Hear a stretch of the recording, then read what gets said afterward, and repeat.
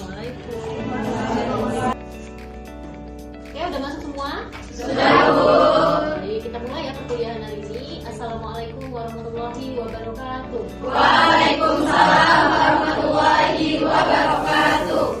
Alhamdulillah bersyukur kita terhadap kehadiran Allah Subhanahu wa taala. Hari ini kita bertemu kembali di mata kuliah manajemen sumber daya manusia.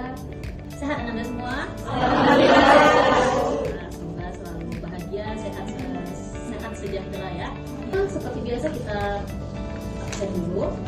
Siapa yang tidak hadir hari ini?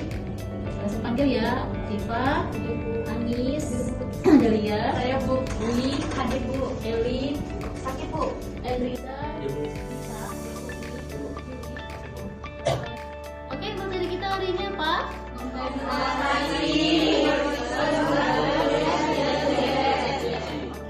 ya, kompensasi, reward system, dan retensi sumber daya manusia di pendidikan dalam pendidikan. Baik, Anda sekalian.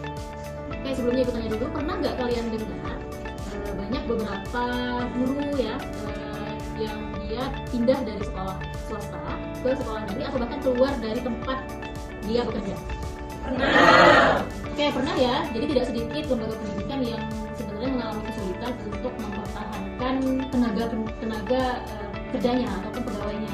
Dan itu kalian tahu tidak apa yang menyebabkan hal itu bisa terjadi? Bisa jadi karena lingkungan tempat kerjanya kurang mendukung. Oke, yang lain adalah Atau gajinya terlalu sedikit, Bu. gaji yang selalu sedikit. Oke. Yang lain teman-teman? Kurangnya reward atau apresiasi. Oke, kurangnya reward atau apresiasi dari lembaganya, dari pimpinan. Oke, benar sekali ya, benar sekali. Jadi salah satu penyebab yang mengindikasi ya kejadian seperti itu adalah karena kompensasi dan juga reward yang diberikan oleh lembaganya. Ya, nah oke, kita akan buka materi kita hari ini.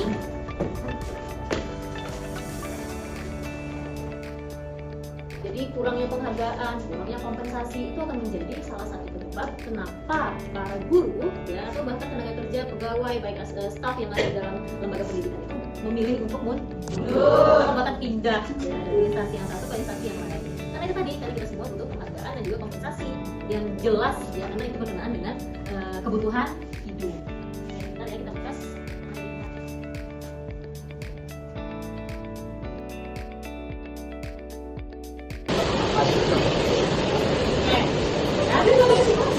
Jadi hari ini materi kita tentang kompensasi, reward system, dan retensi SDM. Apa yang ingin kita capai di sini? Kita bisa menjelaskan konsep kompensasi dalam organisasi pendidikan, kemudian menjelaskan konsep reward system dalam pendidikan dan juga penerapannya, dan retensi sumber daya manusia. Di sini teman-teman bisa menganalisis ya hubungan kompensasi dan reward system dalam meningkatkan retensi SDM pendidikan ya terhadap retensi SDM pendidikan. Nah ini capaian pembelajaran kita dalam materi ini. Oke, berikutnya. Jadi kita sudah bahas ya tentang kenapa guru banyak yang jadi pindah ataupun keluar dari tempat dia bekerja. Jadi banyak hal yang memicu itu. Nah, kemudian kita coba bahas sedikit tentang konsep kompensasi. Jadi teman-teman perlu tahu nih bahwasanya konsep kompensasi adalah apa sana? Seluruh imbalan yang diterima pegawai sebagai balas jasa, ya, sebagai balas jasa atas kontribusi para pegawainya terhadap organisasi. Karena beliau sudah bekerja ya, karena mereka sudah mengupayakan tenaga dan juga pikiran untuk organisasi, ya organisasi tempat mereka bekerja. Maka itu disebut sebagai kompensasi. Nah, apa saja yang menjadi tujuan dari kompensasi? Teman-teman bisa lihat. Ya. Yang pertama adalah menarik sumber daya manusia yang berkualitas. Jadi kalau sumber daya manusia, jadi kalau misalkan kompensasi itu baik, makanya kalau pegawai sudah kerja, jangan lupa diberikan upahnya ya. Jangan sampai nggak diupah kalau misalkan mempekerjakan karyawan, karena kita sudah memakai jasanya, tenaganya ya, kita pakai. Jadi kita perlu membayar. Ya, apa itu berikutnya dari reward system dalam pendidikan? Apa itu prestasi yang baik? Itu perlu diberikan yang namanya reward dengan bonus kinerja, insentif, prestasi, dan juga reward. Kemudian reward psikologis ini berkenaan dengan apresiasi pimpinan. Namanya juga berkaitan psikologis. Psikologis berarti mirip-mirip validasi lah, ya. Jadi kalau misalkan kita dapat validasi dari pimpinan, kira-kira bahagia nggak? Bahagia. Bahagia. Kira-kira jadi semangat nggak? Iya. Semangat. Jadi besoknya retensi sumber daya manusia ini. Jadi retensi itu teman-teman lihat, kemampuan organisasi mempertahankan tenaga pendidik dan tenaga kerjanya atau para pegawainya. Dan yang lebih utama itu adalah yang lebih kompeten, yang diutamakan, yang punya produktivitas tinggi, kinerja yang baik, kualitasnya bagus lah, pokoknya itu yang perlu Studi kasus ya, 2 katanya. Jadi ada kasus di mana sebuah sekolah swasta mengalami turnover yang tinggi. Dalam 1 tahun ada 12 guru yang keluar dari instansi itu. Setelah dievaluasi, ternyata ada beberapa hal yang menyebabkan turnover itu terjadi. Pertama, karena gaji yang rendah, kemudian ada tingkat kinerja yang tidak diberikan apresiasi, kemudian yang ketiga, akses untuk pengembangan karir yang tidak jelas. Ini studi kasusnya, ini kasusnya. Pertanyaan saya, jika kalian menjadi kepala sekolah, apa yang akan kalian lakukan untuk mempertahankan guru tersebut? Untuk kelompok kecil, yuk gerak dulu.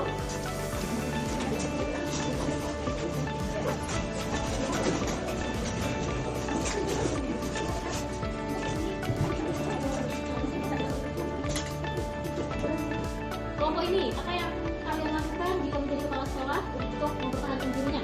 Yang paling penting itu kalau menurut kami Bu, menciptakan lingkungan yang nyaman. Karena kalau gurunya dengan lingkungan yang sudah nyaman pasti dia bakal betah. Oke, lingkungan yang nyaman kelompok ini. Penting itu Bu, memberikan guru ini merasa aman gitu, memberi rasa aman, merasa dihargai guru tersebut, dan juga merasa dilindungi agar guru tersebut itu berpikir 2 kali untuk keluar dari sekolah tersebut. Oke, jadi buat dia nyaman, buat dia dihargai. Oke. Kami Bu, yang paling penting adalah memberikan gaji yang sesuai dengan ekspektasi dan kinerja guru tersebut. Oke, memberikan gaji yang sesuai dengan apa yang sudah dikerjakan oleh guru tersebut. Oke, baik. Tadi ada terkait hal yang bisa dilakukan oleh kepala sekolah untuk mempertahankan guru ya. Nah, berikutnya silakan teman-teman lakukan identifikasi faktor penyebab rendahnya retensi guru dari kasus yang sudah kita sampaikan tadi. Ya, waktu hanya berapa menit? 30 menit. Yuk, silakan untuk Anda sekarang. Ya, sudah. Ayo kita mulai dari kelompok ini. Apa nih faktornya? Ya. Ini Bu, rendahnya kompensasi. Sehingga guru tidak mendapatkan apresiasi atas prestasi dan kontribusi. Semakin baik sistem kompensasi yang ada di dalam sebuah instansi dan juga tingkat penghargaannya juga semakin baik, maka akan semakin meningkat pula tingkat kepuasan kerja atau tingkat kepuasan kerja tenaga pendidiknya, para pegawainya. Nah, itu sudah tidak dipungkiri. Kemudian apa yang akan menjadi sebagai penutup, kita akan kuis sebentar. Ini sebutkan salah satu bentuk dari kompensasi non finansial yang dapat meningkatkan retensi guru. Ayo.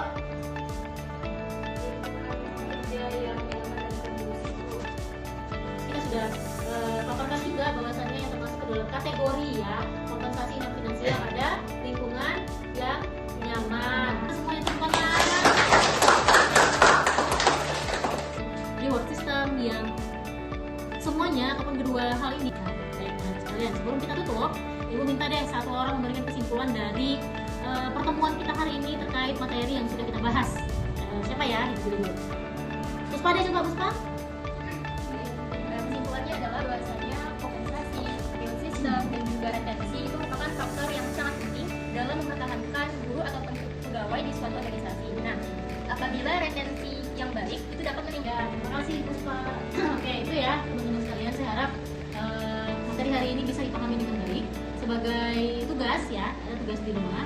Silakan teman-teman cari jenis kompensasi dan reward yang ada di lembaga sekolah ya, di lembaga sekolah di sekitar rumah teman-teman ya, atau di sekitar kita hari ini. Wah, selesai sudah pertemuan kita hari ini. Saya ucapkan terima kasih atas kehadirannya dan juga kerjasamanya yang baik. Semoga teman-teman bisa memahami materi ini dengan baik karena ini akan menjadi bekal ya buat teman-teman semua seorang pemimpin ya. Jadi hal-hal yang berkaitan dengan kompensasi, retensi, kemudian reward system itu perlu teman-teman kuasai sebagai seorang pemimpinnya. dan juga kerjasamanya. Dan saya akhiri wabillahi taufiq wal hidayah. Wassalamualaikum